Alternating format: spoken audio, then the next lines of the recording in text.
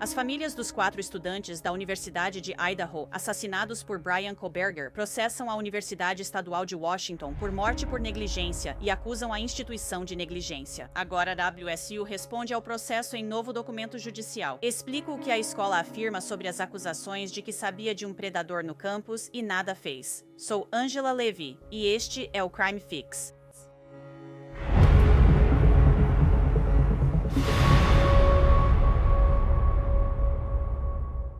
Casos como os assassinatos em Idaho me fazem refletir sobre a importância de proteger minhas e suas informações pessoais. Quando estamos online, dados como nome, telefone e endereço circulam na internet para serem vendidos por corretores ou roubados por golpistas.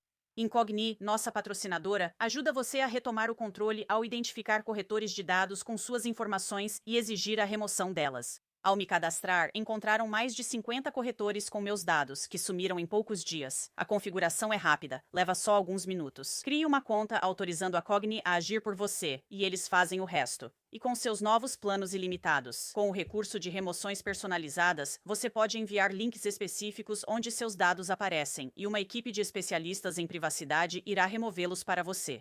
Se você se preocupa com sua segurança online, recupere seus dados com a Incogni. Use o código CrimeFix para 60% de desconto no plano anual.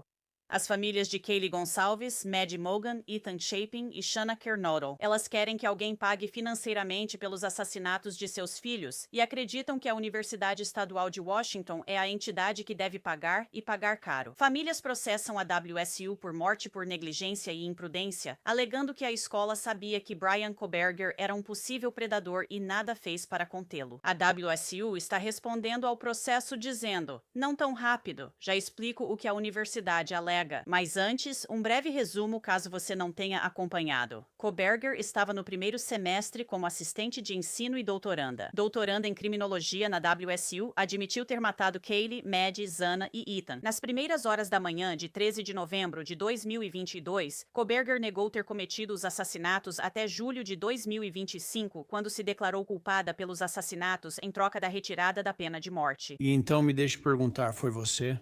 Em 13 de novembro de 2022, entrei na residência localizada na 1122 King Road, em Moscow, Idaho, com a intenção de cometer o crime de homicídio doloso. Sim. Você, em 13 de novembro de 2022, no condado de Leito, estado de Idaho,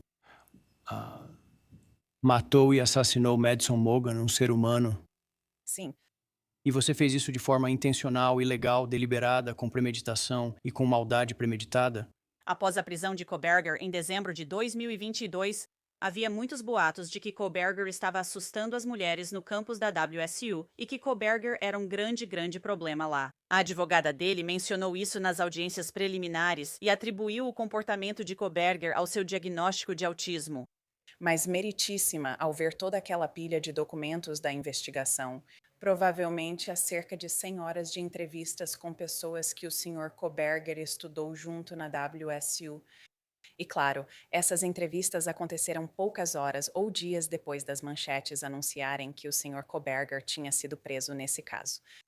E as pessoas com quem ele estudou, com quem ele interagiu, disseram coisas desagradáveis sobre ele, e muitas dessas coisas desagradáveis quando você as entende.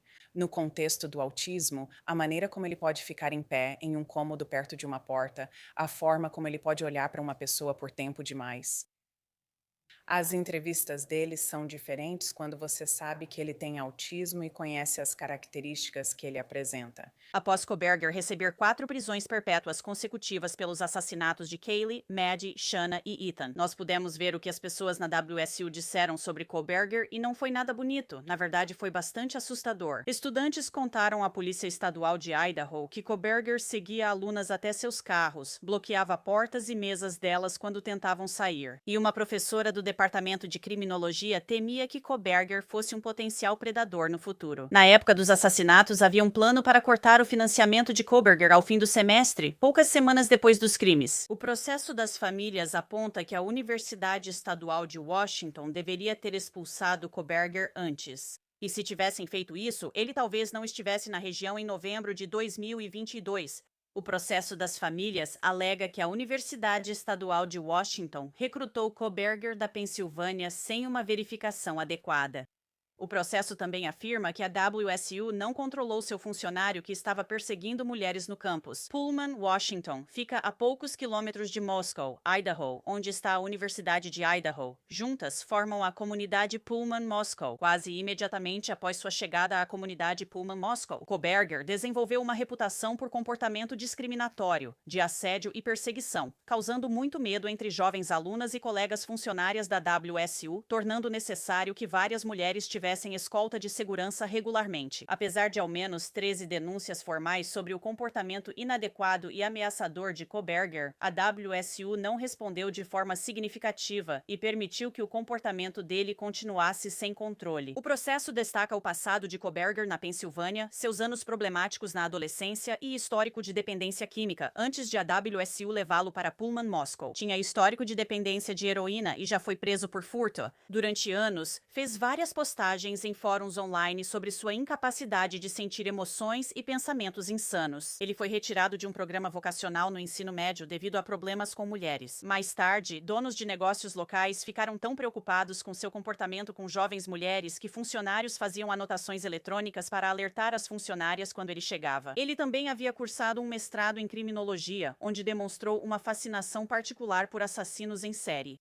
O processo da família relata que Koberger era tão assustador que uma estudante criou um código para se referir a ele, se necessário. Em várias ocasiões, funcionários da WSU permaneciam em uma sala enquanto Koberger interagia com um colega, por receio de deixá-lo sozinho com ele. Em outra ocasião, uma funcionária da WSU disse à colega para lhe enviar um e-mail com o assunto 911 se precisasse de ajuda, por causa de Koberger. Em mais uma ocasião, uma estudante de graduação da WSU fugiu para um banheiro para se esconder de Koberger porque ela estava muito desconfortável com seus comportamentos assustadores. A Universidade Estadual de Washington respondeu a esse processo em tribunal federal. Esta é uma resposta ponto a ponto para cada alegação feita no processo pelas famílias. A resposta afirma que a WSU admite que em 13 de novembro de 2022, Koberger assassinou 4 estudantes da Universidade de Idaho, exceto por isso, a WSU nega todas as demais alegações do parágrafo 22 e nega especificamente que os assassinatos foram resultado de ações ou omissões da WSU. A resposta também afirma que a perseguição é um risco sério e comum para estudantes universitários. Na medida em que este título exige ou solicita uma resposta, a WSU nega. A WSU traz Koberger para a comunidade de Pullman Moscow e rapidamente descobre seu comportamento ameaçador, de perseguição e predatório. Na medida em que este título exige ou solicita uma resposta, a WSU nega, nas partes do processo que tratam das alegações de que Koberger estava assediando alunas no campus. Uma professora acreditava que ele seria um futuro predador sexual de alunas.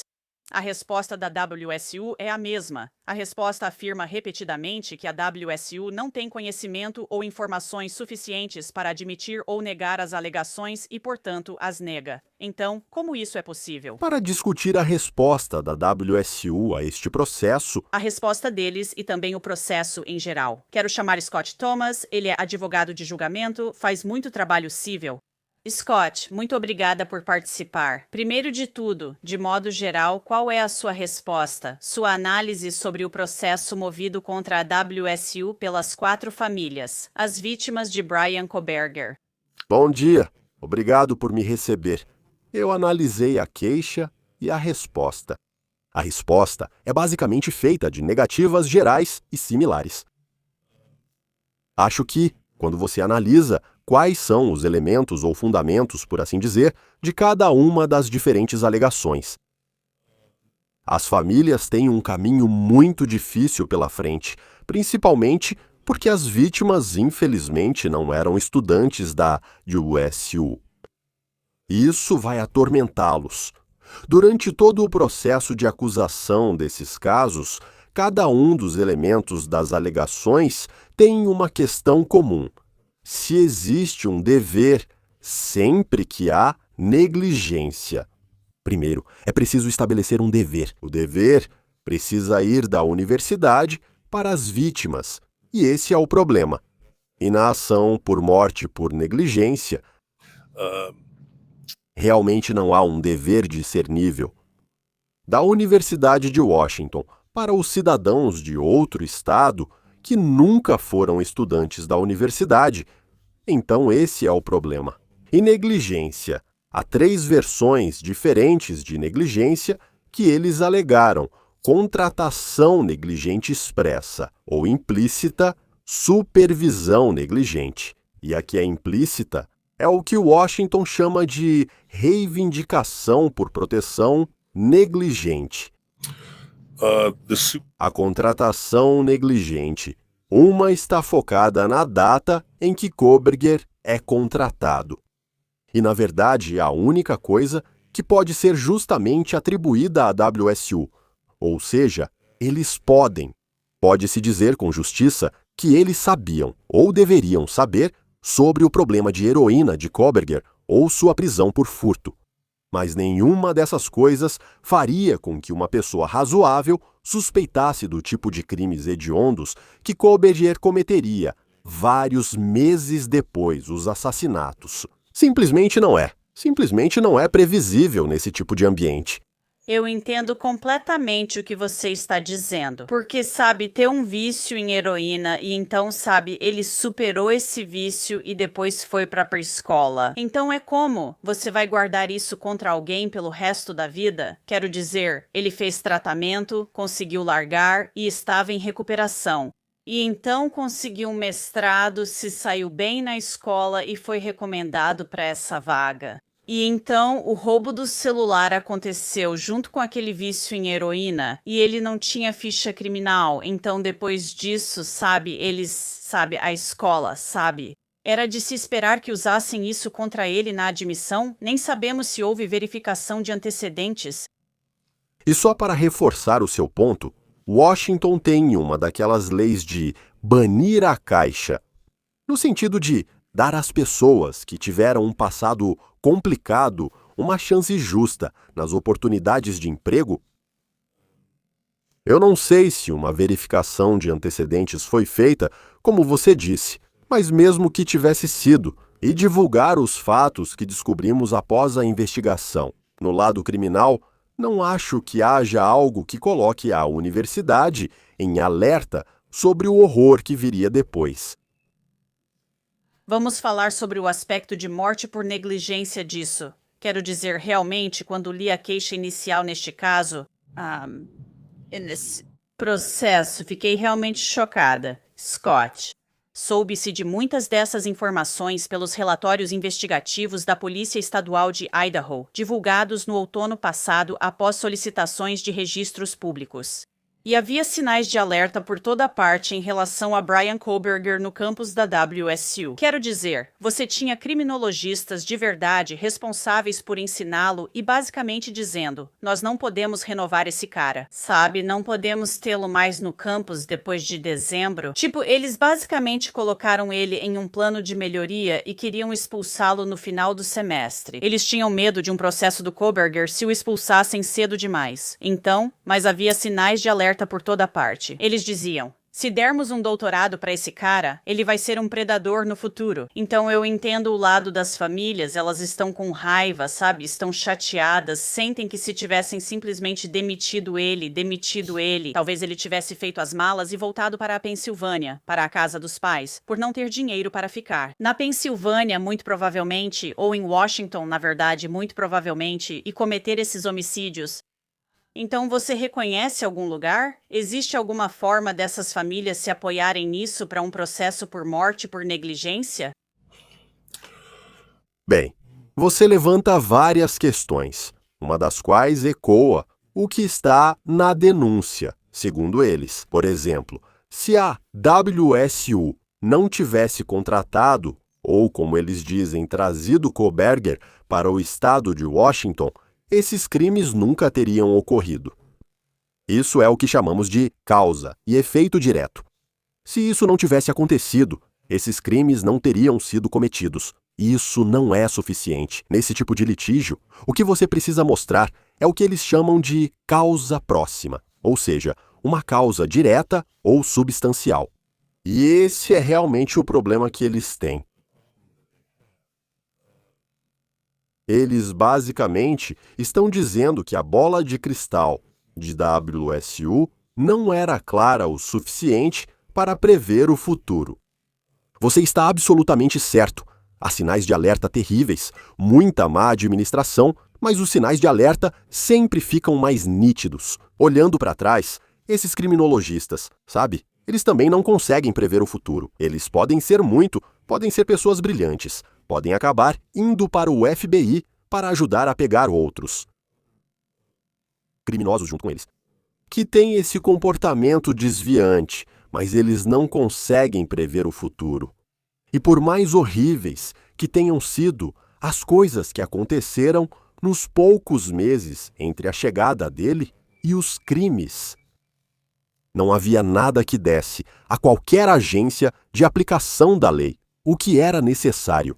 Causa provável para detê-lo, para prendê-lo, para interná-lo, para submetê-lo à observação, nada disso atinge o difícil limite que a conduta exige. Claro, o que acho incompreensível é que, nos dias de hoje, esse tipo de acusação feita por estudantes da WSU não tenha sido prontamente e vigorosamente investigada.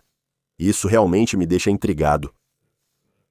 Eu escrevo manuais de funcionários para empresas o tempo todo, e isso sempre é um aspecto central. Você estabelece um processo, o aluno pode acessar o mecanismo, o investigador é designado, os fatos são coletados, o denunciante é protegido contra retaliação. Todas essas coisas, e se a denúncia for verdadeira, nada disso aconteceu. Na verdade, uma das alegações é que a universidade que recebeu as denúncias, 13 denúncias, nunca entrou em contato com Kohberger diretamente. E isso é algo que eu não consigo entender como poderia acontecer. Eu não sei se a pessoa responsável por essas coisas não foi devidamente treinada, mas isso é uma falha grave. Certo, e isso para mim é impressionante, absolutamente impressionante, se isso for realmente verdade. E se um dos estudantes que fez uma dessas 13 reclamações fosse a vítima de Kohberger, esse processo seria completamente diferente. Seria completamente diferente. Mas quando ele cruza a linha do Estado e está fora do campus, em um ambiente que não tem nada a ver com a WSU, e as vítimas dele não têm nenhuma ligação com a WSU. É simplesmente um mundo completamente diferente, um cenário diferente, testes diferentes. E eu sinto, pelos familiares, sou muito pessimista quanto às chances deles superarem a incapacidade de cumprir alguns dos elementos centrais. Você pode ver em uma parte da denúncia, acho que são os parágrafos 223 a 229. Os advogados se esforçam muito para mostrar a conexão entre a Universidade de Idaho, onde as vítimas estudavam, e a Universidade Estadual de Washington, que empregava Kohberger. Mas essas conexões não vão prevalecer porque as vítimas não estavam envolvidas nessas conexões. Não havia. Eles não eram colegas na escola de criminologia. Não participavam de programas conjuntos com os cursos que eram ministrados e credenciados por ambas as universidades. Simplesmente não há como avançar por esse caminho. E eu acho que essa era a esperança deles ao mostrar que eles se encaixariam nisso. As escolas têm o dever solene de proteger os alunos sob sua responsabilidade. Infelizmente, essas vítimas estavam fora desse escopo de proteção. Quando falam sobre supervisão negligente, essa é a parte, sabe, da qual sou cética. Porque, claro, se eles estão supervisionando Kohberger e ele está assediando sexualmente e perseguindo, por assim dizer, alunas, fazendo com que as alunas da WSU se sintam realmente desconfortáveis. E então ele vai e assassina uma estudante da Universidade Estadual de Washington que foi alvo de uma dessas denúncias. Eu consigo totalmente ver uma conexão aí e motivos para um processo. Mas porque ele saiu da Universidade Estadual de Washington em Pullman, cruzou a fronteira do estado, foi por qualquer motivo que tenha sido, até Moscou e cometeu esses crimes. Quero dizer, não dá para esperar que eles fiquem de olho nele 24 horas por dia. Quero dizer, parecia que eles estavam preparando o terreno para expulsá-lo no final do semestre. Eu concordo. E sabe, no mundo em que vivemos, é muito difícil. Se uma pessoa é dispensada, e a pessoa é dispensada com base nesses relatórios, essa teria sido uma abordagem fácil. Mas algumas pessoas ficam receosas. Eles já foram à Comissão de Igualdade de Oportunidades de Emprego, o EEOC. E a primeira pergunta que os examinadores fazem nesse cenário é: você tem um sistema de disciplina progressiva e você usou esse sistema? Você tinha uma advertência verbal seguida de uma advertência por escrito, depois uma advertência formal e, em seguida, uma suspensão de 3 dias sem pagamento. E essa abordagem progressiva para a disciplina, e ela não é seguida. Sabe, a pessoa muitas vezes pode conseguir o pagamento retroativo, a reintegração e coisas desse tipo, então isso é um dilema para os empregadores. Não acho justo dizer que a universidade estava com medo ou sendo processada, mas você precisa ter esse reconhecimento do mundo real de que decisões de contratação e demissão são difíceis e muitas pessoas, especialmente na área acadêmica, evitam confrontos. Elas não são boas nisso.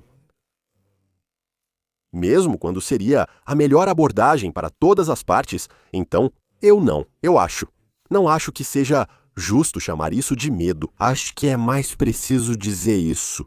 É um reconhecimento de... Há muita área cinzenta, há muitos campos de responsabilidade. E a tragédia é a incapacidade de prever isso. Passando de uma pessoa que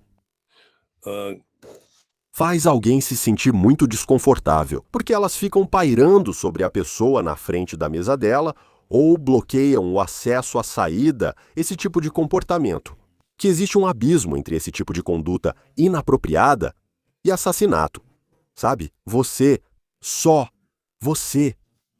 dar esse salto é um desafio para as famílias. E eu acho que é muito difícil. Haverá uma fase nesse processo em que a universidade vai pedir ao tribunal que lhes conceda julgamento sumário, ou seja, que os autores não conseguem provar um dos fundamentos das reivindicações, ou mais de um, e que, por questão de direito, o tribunal, embora não possa decidir quais são os fatos, se uma das partes não tem a capacidade de apresentar alguns fatos sobre uma parte específica da reivindicação, a reivindicação pode ser rejeitada pelo tribunal. Então esse vai ser o grande obstáculo para essas pessoas, e elas têm muito trabalho pela frente. Você e eu estávamos conversando sobre isso em particular, e falamos sobre como a aparência disso é simplesmente horrível, sabe? Realmente terrível. Quero dizer, você tinha esse cara assustando mulheres por todo o seu departamento de criminologia. Você tem uma professora dizendo, sabe, esse cara vai ser um predador. Eu trabalho com predadores.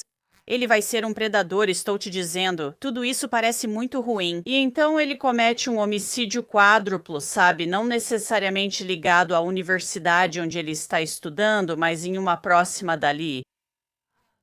O que você acha que vai acontecer com esse caso? Vai tentar fazê-lo desaparecer ou lutar contra ele? Porque você vai dizer, apesar de todos os sinais de alerta e todos esses criminologistas dizendo você entendeu? Temos um problema. Isso é horrível. Não podemos deixar mulheres sozinhas com isso. Com esse cara, você pagaria para fazer isso desaparecer? Qual seria o seu conselho?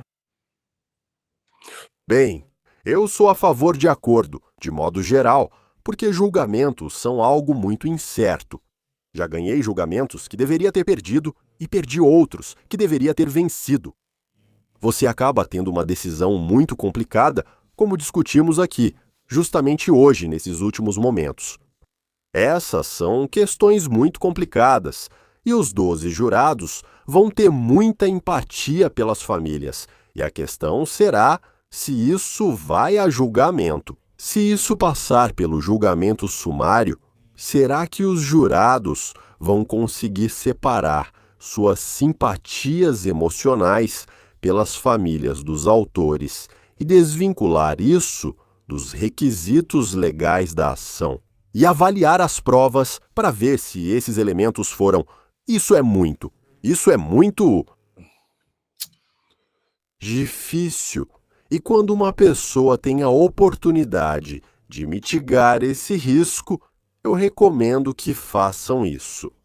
Particularmente aqui, onde os autores expressaram que o desejo deles não é tanto pelo dinheiro, que não pode trazer seus filhos de volta, mas sim eles não querem que isso se repita.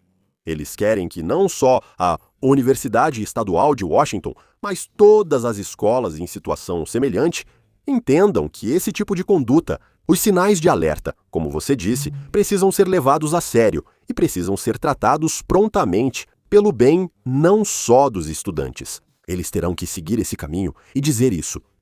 O dever é: as pessoas da comunidade têm o direito de confiar que a escola vai cumprir o seu papel. É muito no sentido de in loco parentis. Quando um estudante vai para a universidade, os pais estão presentes e, nesse momento, a universidade assume o papel dos pais. E eles precisam fornecer esse tipo de proteção.